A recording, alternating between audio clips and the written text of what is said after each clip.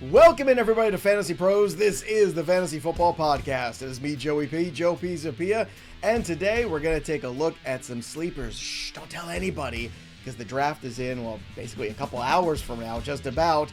You can count the hours, or you can count these sleepers, and I can count on these two of my good friends, Jake Ciely from The Athletic, and of course, D-Bro, Derek Brown, the king of bros, hanging out with us today, talking about guys that might get drafted a little later, but still might make an impact depending on their landing spots in the NFL draft. And speaking of the NFL draft, aren't you lucky because you live in a world where we are going to be live right here on the Fantasy Pros channel, night 1, night 2 for the NFL draft. That's right, instant reactions from a fantasy perspective, because that's how you watch the draft. You know it, we know it. Pat Fitzmaurice, Derek Brown. We are going to have Scott Bogman, Andrew Erickson, and more. So join us. Coverage starts Thursday, April 24th.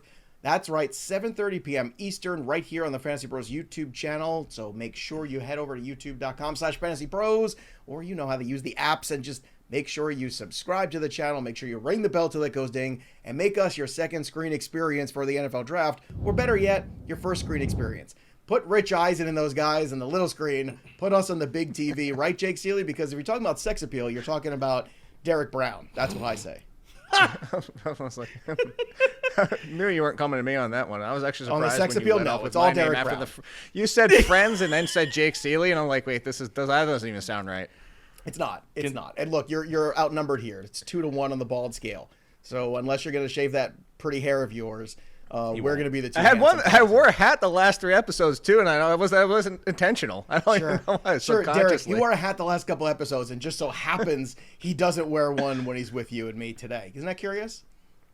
Feels like well-timed, or maybe poorly timed, Mr. Ciely. Feels like something. All right, let's get to some of these names that, again, if you're in these rookie drafts in the Dynasty leagues, you're going to want to know these guys come round 4, round 5 when you're searching around. And we all know your competitors aren't as good as you, so you're prepared. So let's prepare people. Jake Ciely, give me the first of your top 5. Derek's got a top 5 list too that you think can be sleepers depending on where they land in the NFL draft, and people should be circling and watching very carefully as the draft goes on. Yeah, I'm going to start with big play wide receiver. Just to give you an idea, 25.4 yards per reception last year and 21.9 for his career. Crazy speed. The only concern you might have is he gets bumped off his routes, even with his size, and needs some development, and that's Donta Thornton. I still want to say Donta from Foreman. He's gonna trip me up forever. Donta Thornton, let's call him that. I told you guys, as for fun this year, I did smash up comps over The Athletic, and this one, I was having trouble trying to find who. I originally was like, you know what? He's a bigger, taller Devery Henderson. And then I thought about Ashley Lilly for a callback there. So there you go. Devery Lilly could be a wide receiver 3/4 on the right team and for fantasy. Of course, knowing that and knowing those kind of players and the risk that comes, a wide receiver 5 or 6 on the wrong team, or even behind the depth chart that doesn't have a ton of passing. But that upside is what you're playing for, and you're playing for that big plays. Like I said, I mean, just those two numbers to go back to it. Over 20 yards per reception for his career. A big play waiting to happen. At worst case, and I'm not using this as a comp to say, like, the stylistic, but, like, Nate Washington for a few years there, where it was like, as my wide receiver 4, I can live with the ups and downs because some of those weeks he's going to win them for you. We could key and peel up your name a little bit. Maybe something like Jake Ciely. Maybe we can call you that. Was there a Jake attendance role? Is Jake Ciely here? Jake, actually, like I said, if I ever had a clone, it'd be Jake. Yeah, Jake for sure. All right, D-Bro, let's get to number 5 on your list of sleeper prospects in the NFL draft. Could we just go Silent J? Ake? AK? Or AK? Oh, AK, that sounds hard. That's good. AK Ciely. AK Ciely sounds like a badass. That's very good, yeah. That guy definitely plays middle linebacker Silent J for forever. Southern Mississippi State for sure. Nice. But moving, go ahead. D-Bro doesn't get to say how much he loves my pick? Or no, he can. I mean, do you have any thoughts on Thornton you'd like to share, D-Bro? Well, I mean, yeah, I'll add a little bit of love to Ake's pick here. Okay. Donta Thornton, man, I love watching his tape and I love his game because I know exactly what you're getting in the NFL, and everything Jake talked about was absolutely correct. I mean, my comp for him, and I think it just stylistically what you expect on a weekly basis, it's Marquez Valdez-Scantling. And no, he doesn't have frying pan hands, but there are some drop issues with Dante Thornton.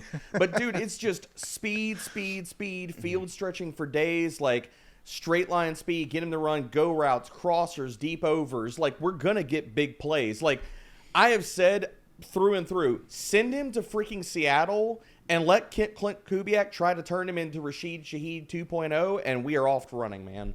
All right, so good positive vibes there on Thornton. Maybe MVS with better hands. I like that. That might be easy for the people to digest. Although the Ashley Lilly comp, I know everyone's just running to the YouTube comments for that one.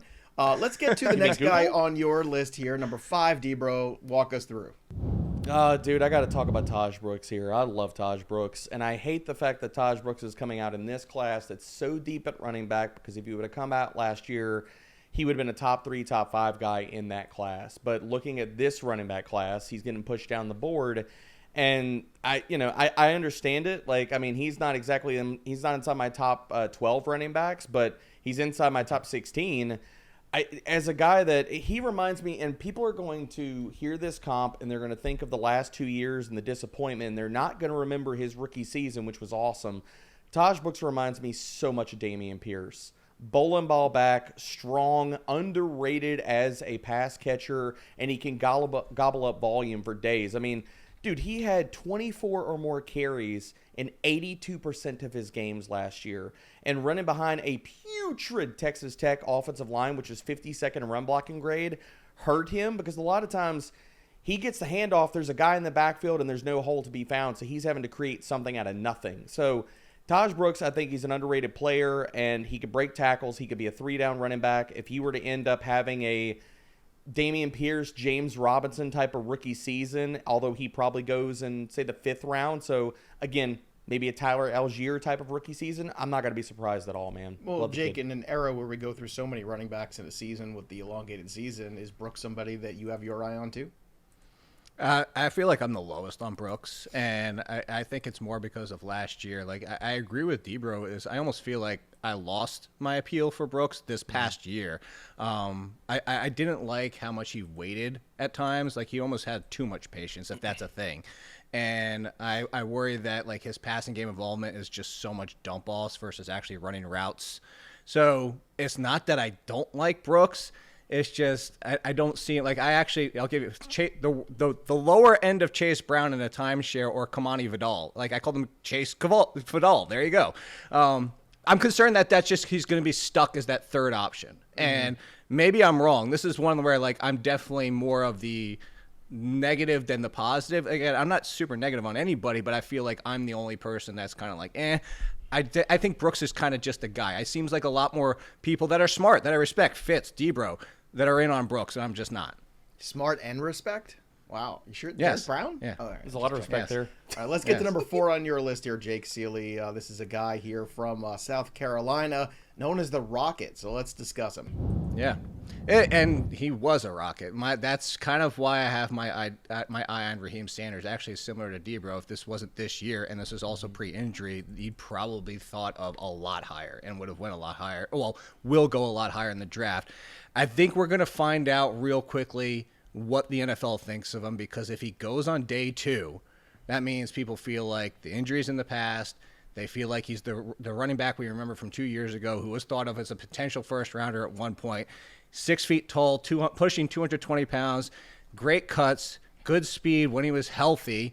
And on the right scheme, I said he could be Carlos Hyde. On the downside, if he's not the same guy, which we haven't really seen him be, the pre-injury version, is maybe he's only Marlon Mack. So Carlos Mack, which sounds like a rapper, is what I said. But, like, I feel like if he can get back to 90-95% and a team drafts him on day 2, which tells us they think he can be, I think you're looking at somebody who could bring RB 2 or 3 value. Now, if he doesn't go till day 3, this is probably, like, you're thinking maybe year 2 or 3 of his career, and hopefully he gets that come back around. But the biggest concern is just that if he's ever going to get back to the Rocket Sanders we knew. D-Bro, what are your thoughts on the Rocket? Can he get back to where he was? I have hope for all these players. I don't know if it happens for Raheim Sanders. I think I look at his game and how it translates. He reminds me so much of Zamir White, as a guy that tested super athletic, But when you turn on the film, the hips are a little bit tight. He's a one-cut and downhill guy, and he's got the size to live in that world. But you just don't see enough wiggle. Like, he needs to go to, like, an outside zone team or an inside zone team where he can literally get downhill, or even a gap scheme where the point where it gets problematic for Rocket is when you ask him to string multiple moves together, and it's more build-up speed if you're watching him. I love that you know guys who I thought so of? far do not like each other. Tevin Coleman back with Shanahan on the Falcons. Like that kind of like Sanders and that runway kind of back. Yep. That makes sense. I do like the disdain you have for each other's selection so far. That can only make for a great show. As we move on to number 4 on your list, D-Bro, back to you, and we're talking about another running back. This one is a fighting blue hen. Oh, yes, sir. Small school guy. I love him, man. Marcus Yarns, running back out of Delaware. Just with these small school guys, everybody talks about the lack of competition. You just turn on the film. It tells you all you need to know. And I understand he comes from Delaware, but tested really well. And I'm not knocking him down a peg because he's sub 200 pounds. The NFL has told us over the last few years that doesn't matter that much anymore. So I'm extremely high on Yarns. Like right now, we're putting him in this sleeper episode because consensus is lower on him, but he's my RB13 in ranks. Wow. Now, draft capital could knock him down because of the small school, because of all those things, and a deep running back class. If he goes round 5, round 6, then but it only takes one team. And I love the talent of this guy. He reminds me so much, and I know this is being a little bit hyperbolic considering what he's done in the NFL and stuff, but if we all be kind and rewind and remind ourselves of a speedy slasher back that can break tackles and is really good and is a pass game weapon, the player that, as a prospect, I really see a lot of James Cook in his game. And you look at the analytics, this guy is a true pass game weapon, like 18th and 19th in yards per route run over the last 2 years. And that's amongst all FBS and FCS running backs with at least 20 targets. And, again, same sample of the running backs with at least 100 carries on both sides of the aisle for FBS and FCS. 22nd in yards after contact per attempt. So the small school numbers are playing up, boys. The kid can play, and he really showed out a good bit in Mobile at Senior Bowl. Jake, if you're looking for pass-catching running backs, right, the rumors are that the Patriots are searching for their next version of that James White kind of guy. Could Yarns be that? And it's funny. I actually have Yarns a tier higher than Tahj Brooks, so I'm in on Yarns. And love it. I actually ran out of comps too. Like I was just thinking of all these passing down backs, so I just called him Bursty McThird Downer. There you go. Like that's just I don't even have a comp for him. It's just I love Yarns because that's just I see that being a timeshare piece. And third downer. Yeah. That sounds like a fake ID. Like, it sounds like McLovin, like something that's going to go on a fake ID. Jake totally tried to buy some sort of like Jägermeister with that ID when he was 15 years old. That is brutal. True story. I got carded when I was 36. So just yesterday? I was going to say, yeah. Only a few years ago. That's sweet. You're old. Don't worry. How Everybody cute. knows it. Yes. All right. Before we get to number 3 on the guys' list, I want to get to one of the amazing offers we have over at DraftKings, because now is not only a great time for NFL fans, but also for basketball fans. All the thrills and playoff drama, it's happening right now. And if you're done sitting on the sidelines, well, it's time to win some real cash. Check out Pick 6 from DraftKings. And when it comes to basketball payouts, DraftKings Pick 6 posterizes the competition, including prize picks. So you can track all your picks for a shot at huge cash prizes. That's all there is to it. You make some picks, you sit back and collect cash, and it's available in Missouri, California, Texas, Georgia, and more. All of those states, by the way, Jake Ciely's ID does not work in. So if you're looking to cash in on basketball season with the playoffs, cash in with Pick 6 from DraftKings right now. Download the DraftKings Pick 6 app and use that promo code FantasyPros. That's code FantasyPros for new customers. You pay $5, get 50 in Pick 6 credits. Better payouts, bigger wins, only with Pick 6 from DraftKings. The crown is yours. Jake Ciely, let's crown another sleeper here. Number 3 on your list. Yeah, I'll bring up the comp I saw from people on this one, and I don't think it's quite enough for him. Like, people kept saying Cordero Patterson, and I think that's unfair because I think that limits his passing game upside, which I think his receiving upside is even better. It's Savion Williams. I actually think that I kind of thought like a taller Curtis Samuel, and that's why I called him Cordero Samuel. So I just think that the Curtis Samuel production that we saw at like his peak, obviously, is what that Savion can bring. Now, of course, there's questions that we see all this ability. He catches 50-50 balls with ease, great after the catch, but his production really hasn't matched what we see from him as a talent standpoint. So, of course, there's a concern with that, especially given his age. But this is why these are sleeper options here.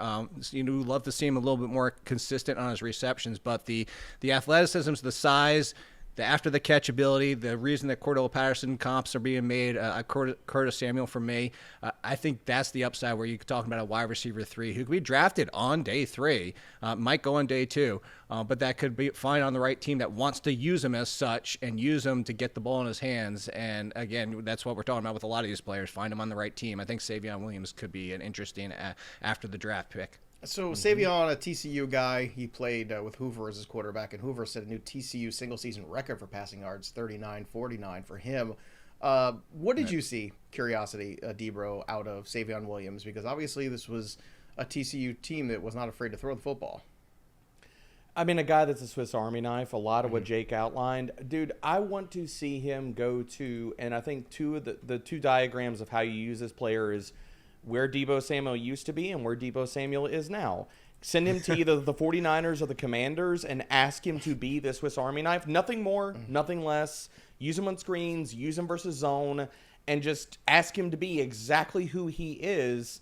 And then we're talking about, oh, wow, like we're excited about Savion Williams because if you look back in history, the Cordell Patterson model, the Laviska Shenault model, like the NFL has told us outside of maybe these two teams, they don't know what the heck to do with this model. But in those two offenses, with as much screens as they run and then how they design things, I'd be very excited for Savion.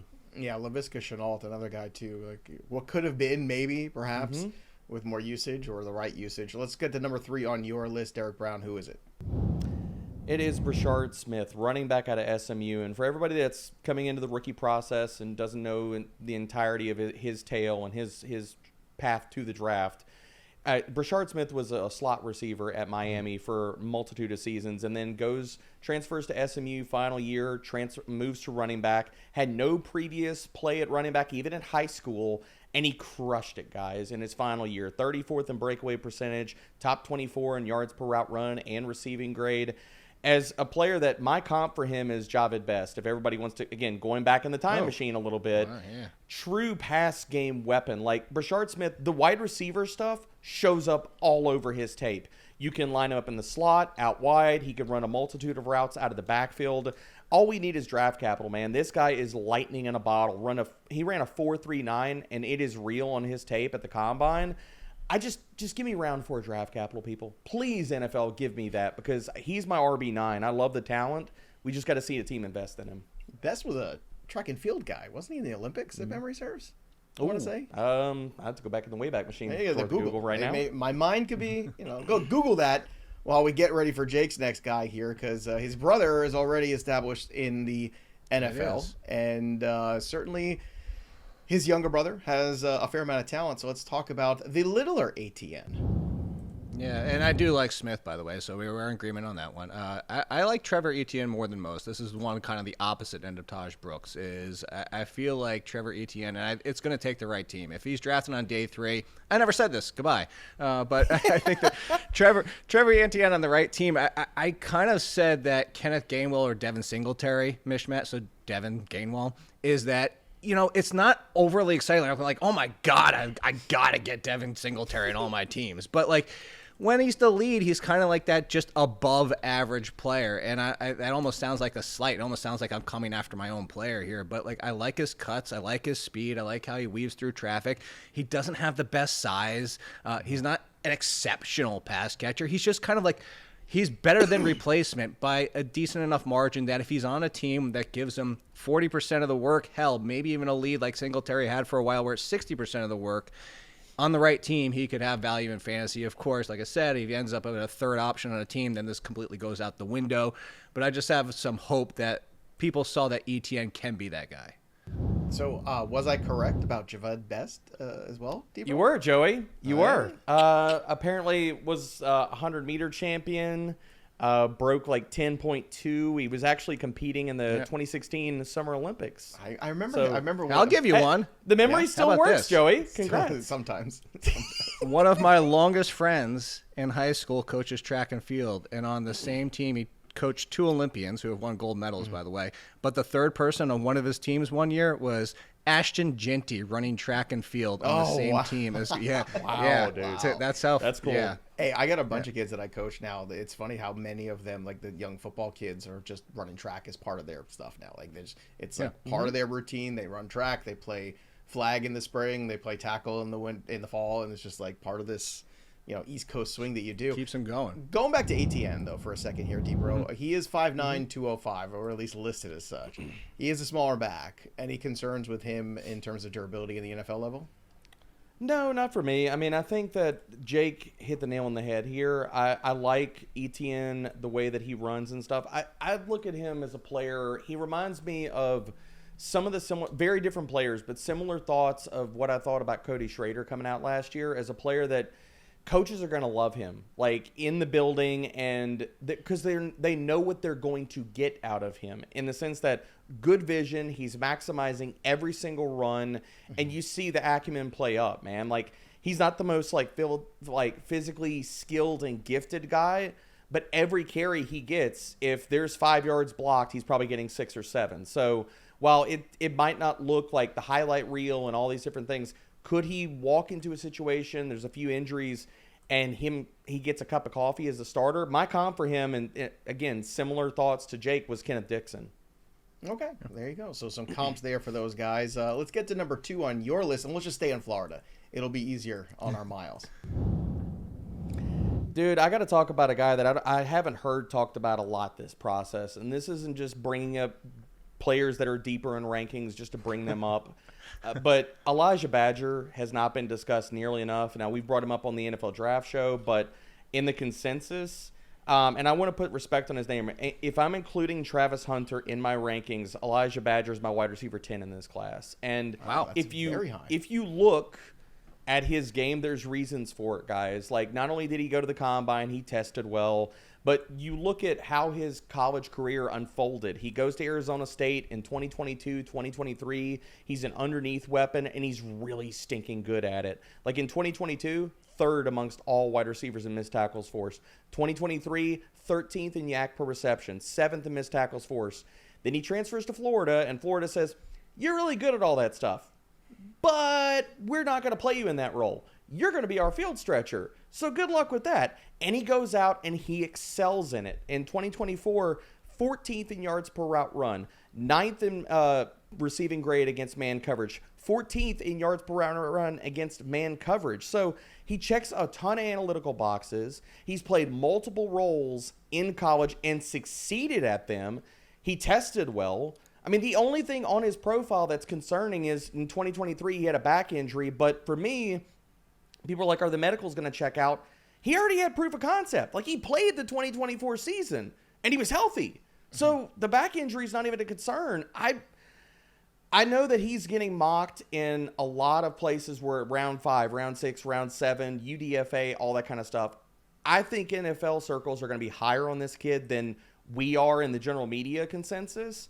I won't be surprised if he gets his name called in round 3 or round 4 of the NFL draft. Jake, was interesting, as D-Bro's talking, I'm watching some of the highlights of Badger too, and it's exactly what Derek said. He was the field stretcher guy there in Florida. So for a guy that some people are projecting late rounds, maybe UDFA, do you think that Badger has actually maybe a sneakier guy in the NFL scout profile? So I thought having him inside my top 30 was sneaky. So that kind of tells you, like, D-Bro said, "Hold my beer." Yeah, he definitely said hold my beer on that one. I hope D-Bro is right on this one. I do have some concerns. I think he can kind of like lose track of himself on the field, both running into coverage and out of bounds on time. He pushes the boundary on himself.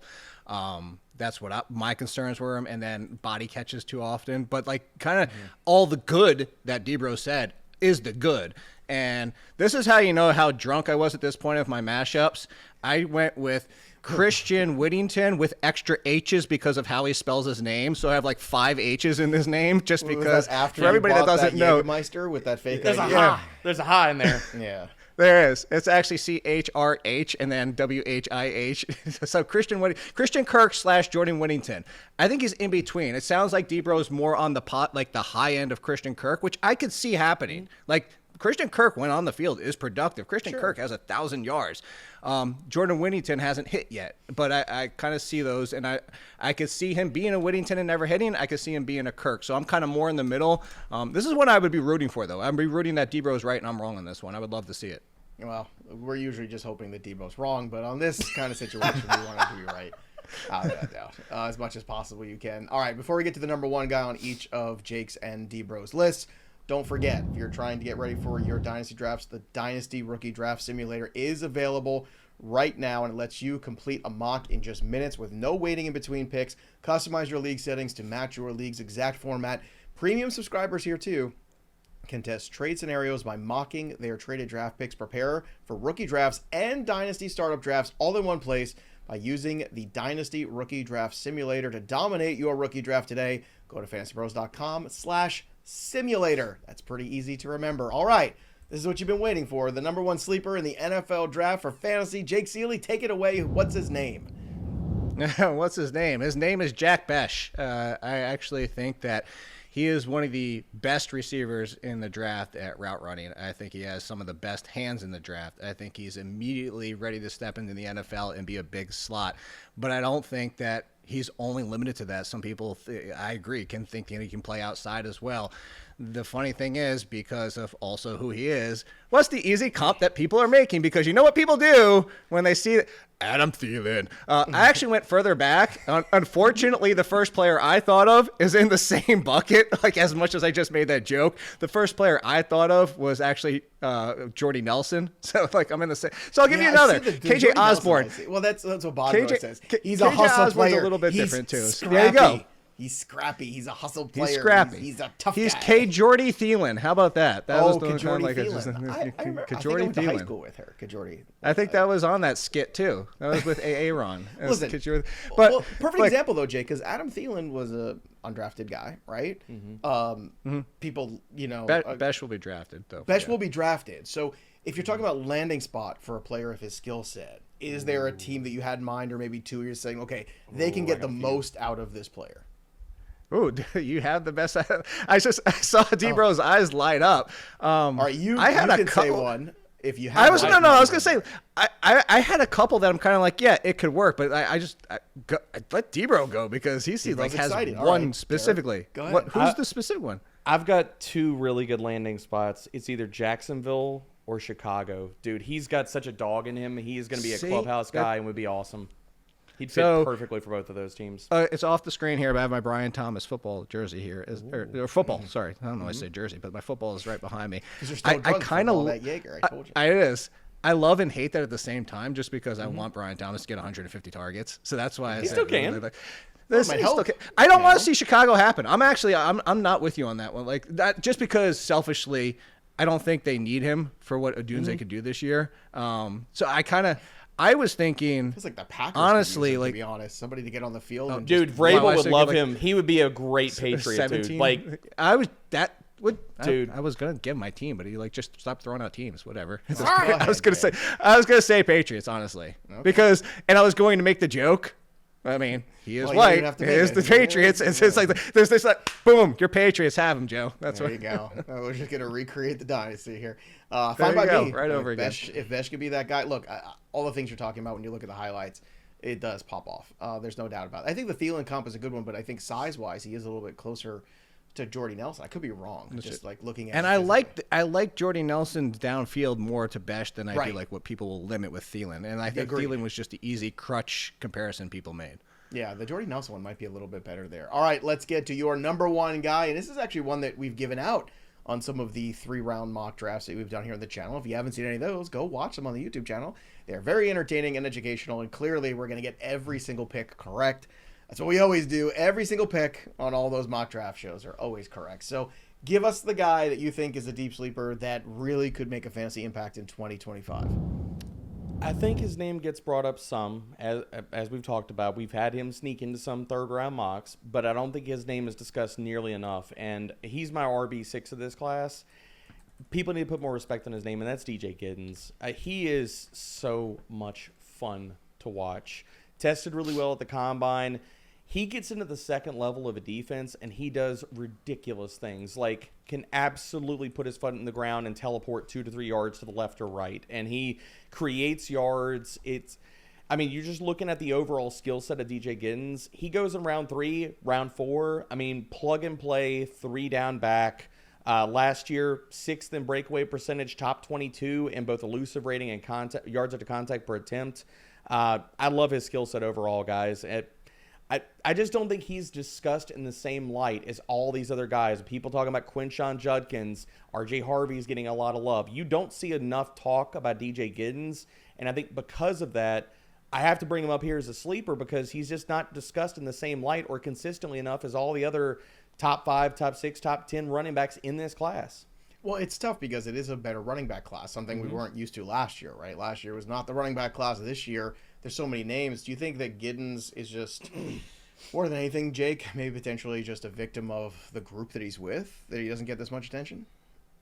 I definitely think that's the case for a lot of them. I actually have some comparisons to the Etienne situation for me, not completely stylistically, just in the fact that I see them more of like, get a lot of yards, get what they're supposed to, a little extra, but he's never going to be that home run guy, in my opinion, which isn't a bad thing. Like, not every running back has to be that.